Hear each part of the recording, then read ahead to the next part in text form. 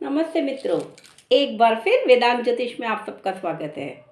आज चर्चा करेंगे गज केसरी योग के बारे में। गज यानी हाथी और केसरी यानी जंगल का शेर। ऐसा योग जिस व्यक्ति के कुंडली में होता है वह व्यक्ति हर तरह की कठिनाई का सामना कर कर सफलता प्राप्त कर लेता है। गज केसरी योग एक राजयोग भी है और एक धन योग भी। तो आइए जानते हैं गज केसरी योग कैसे बनता है। चंद्रमा से केंद्र में जब गुरु आ जाते हैं, यानी कि चंद्रमा से पहले चौथे, सातवें या 10वें स्थान पर जब गुरु होते हैं, तब गज केसरी योग बनता है। लेकिन यह योग जरूरी है कि बलि गुरु और चंद्रमा से बने।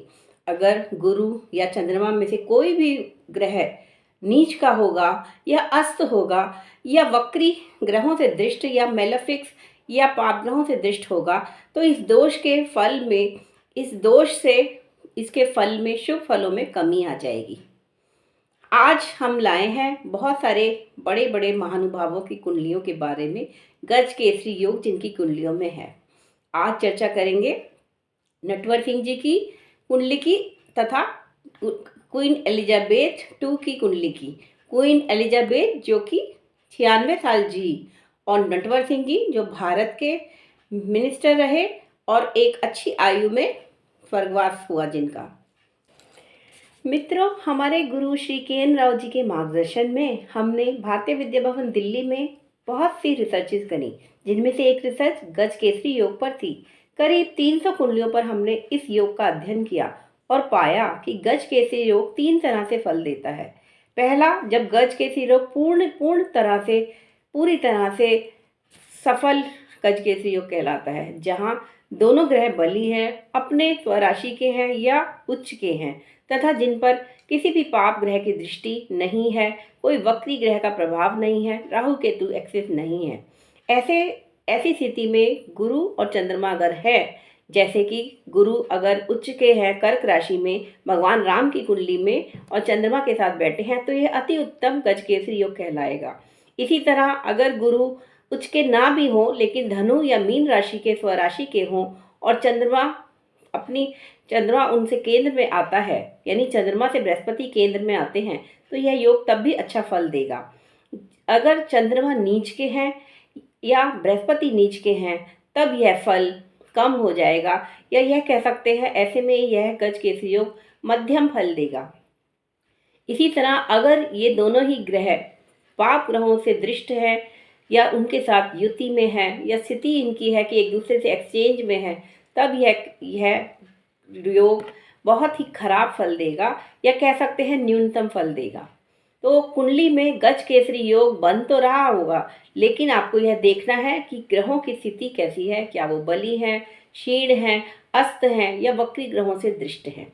तो आइए आज उदाहरण से देखते हैं। सबसे पहले कुंडली में लगाती हूँ नटवर सिंह जी की। नटवर सिंह जी जो कि 1953 के IFS बैच के ऑफिसर थे और जिन्होंने 1984 में रिजाइन करके इंडियन पॉलिटिक्स को ज्वाइन किया और कांग्रेस की सरकार में वह एक्सटर्नल अफेयर्स मिनिस्टर रहे, मई 2004 से दिसंबर 2005 तक। नटवर सिंह जी की कुंडली है 16 मई 1929 शाम को 3:50 भरतपुर का जन्म है और कुंडली है कन्या लगन तथा कर्क नवांश की। इनकी कुंडली में अगर हम देखें तो ना केवल चंद्रमा से 10वें घर में बृहस्पति बैठे हैं नवम भाव में, बल्कि ये बृहस्पति एक्सचेंज ऑफ हाउसेज यानी कि सप्तम के शुक्र के साथ एक्सचेंज में भी हैं। सप्तम भाव में शुक्र उच्च के हैं और नवम भाव में बृहस्पति वृषभ राशि में बैठे हैं बुध और सूर्य के साथ।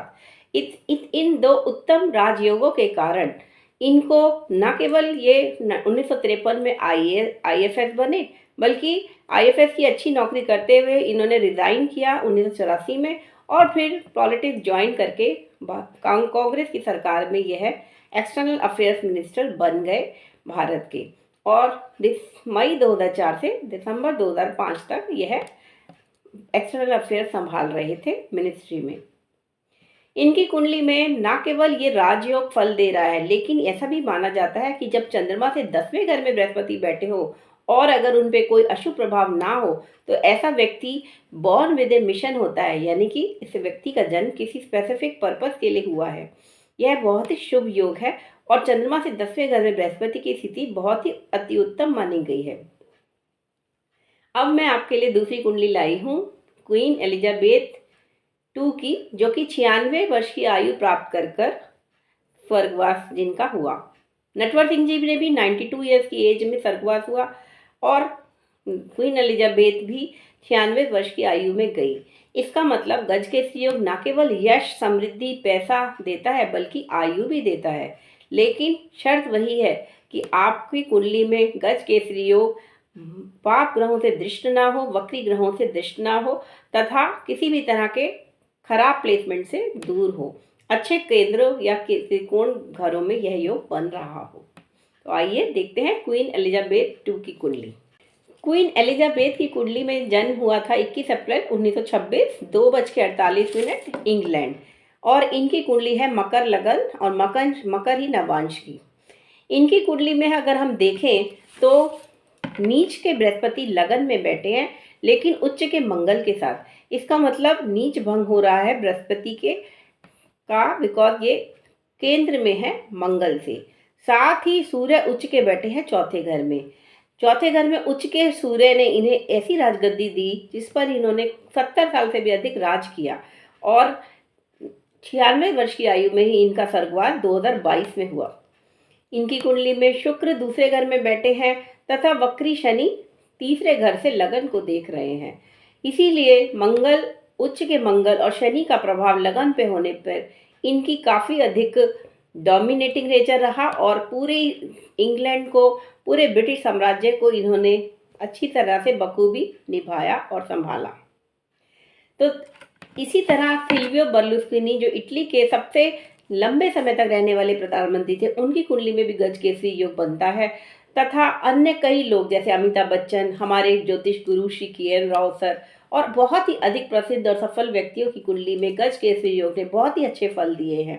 आर.एन. सिंह देव तथा राजा दिनेश सिंह, इनकी कुंडलियों में भी गज केसरी योग है और इसी से ये लोग बहुत ही सफल हुए।